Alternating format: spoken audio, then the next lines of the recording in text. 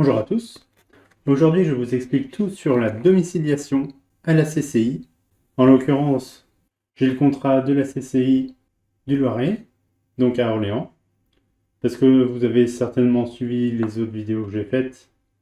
Je vais devenir consultant, formateur sur la région centre, particulièrement entre Orléans et Bourges. Et j'avais pas envie de mettre mon adresse personnelle, mon habitation, ma résidence principale en tant que société, en tant que siège social de ma société. Donc j'ai regardé les opportunités qui s'offrent à moi et j'ai été voir la CCI, ils m'ont donné le contrat et je vous explique tout ça dans la vidéo. Donc ici, le contrat de domiciliation d'une entreprise. Qu'est-ce que ça raconte?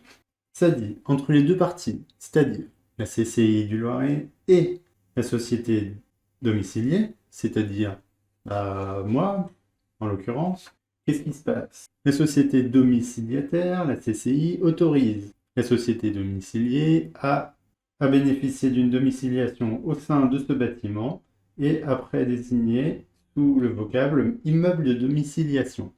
Donc immeuble de domiciliation, ça veut dire pas de bureau, pas de locaux à disposition. Enfin, ils mettent à disposition un bureau pour recevoir les clients éventuellement une fois par trimestre, gratuitement. Enfin, juste, il faut s'enregistrer pour pouvoir disposer de ce bureau. Mais sinon, il y a du coup un forfait mensuel de 50 € hors taxe à payer, avec la TVA auto en vigueur, bien sûr. Donc, à savoir, quand on est auto-entrepreneur, on paye la TVA. Quand on est une société, on peut déduire la TVA.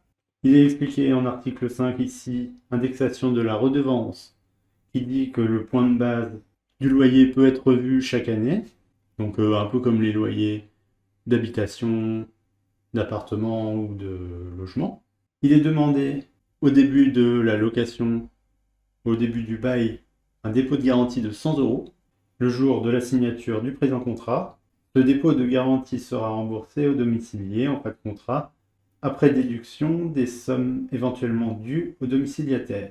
Il ne sera pas productif d'intérêt, évidemment. Donc je vous ai mis sur la petite map ici sur l'écran où se situent les locaux de la CCI. Donc c'est des locaux tout neufs. Donc c'est pas Orléans même, ça s'appelle Fleury-les-Aubrais. Il y a la gare routière et la gare principale d'Orléans juste à côté. Donc à la base, c'était pas forcément une zone très sympathique pour s'y promener, on va dire.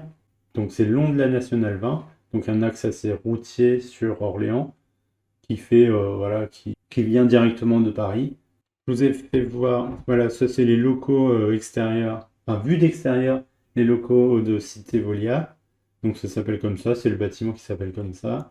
Très beau. J'ai pas pris de photo de l'intérieur, mais je crois que j'en ai vu une. Voilà l'intérieur. Bon, ça c'est le hall d'entrée. Le petit bureau mis à disposition, c'est vraiment un bureau avec une table, deux chaises, c'est tout.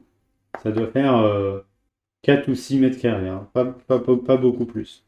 Donc j'ai posé la question si on pouvait faire par exemple son assemblée générale dans ce bureau.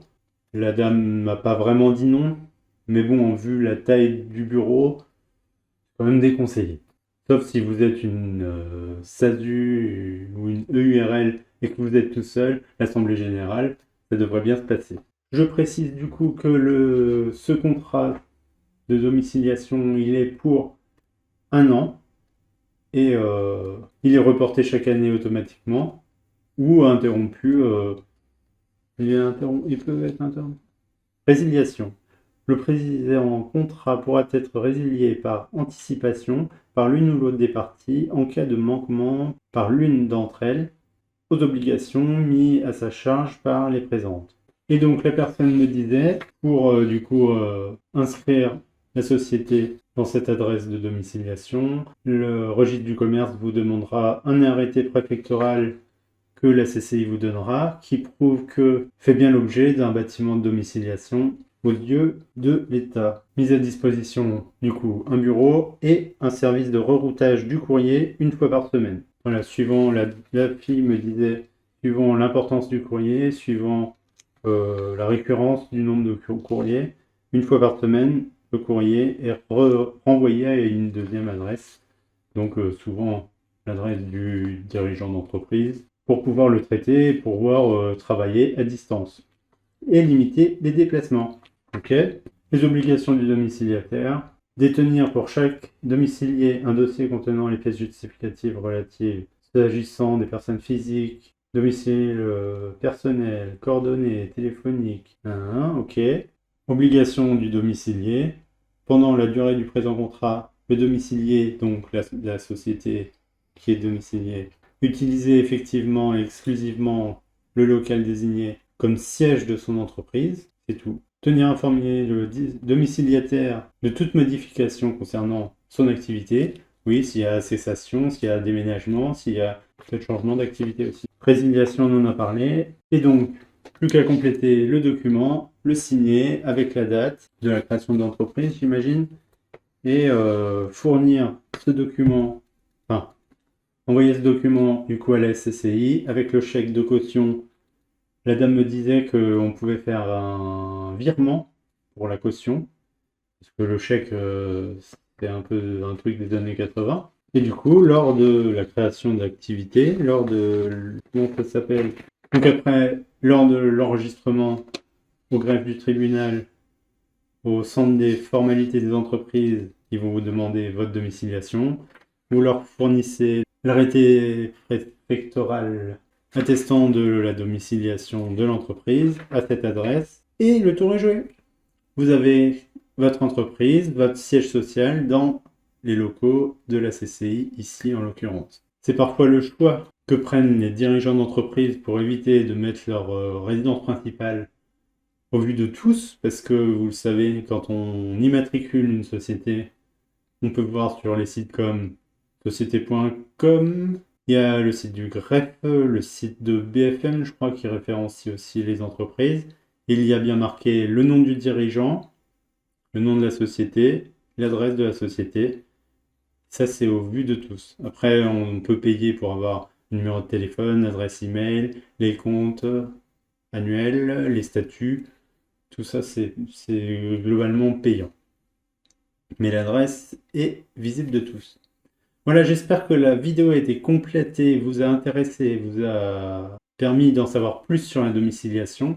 Je vous invite à ce moment-là à mettre un petit pouce bleu sous la vidéo, à partager la vidéo à ceux qui veulent créer une société. C'est souvent un format qui s'applique aux prestataires de services qui ont, comme aujourd'hui, pas besoin de local pour exercer leur activité.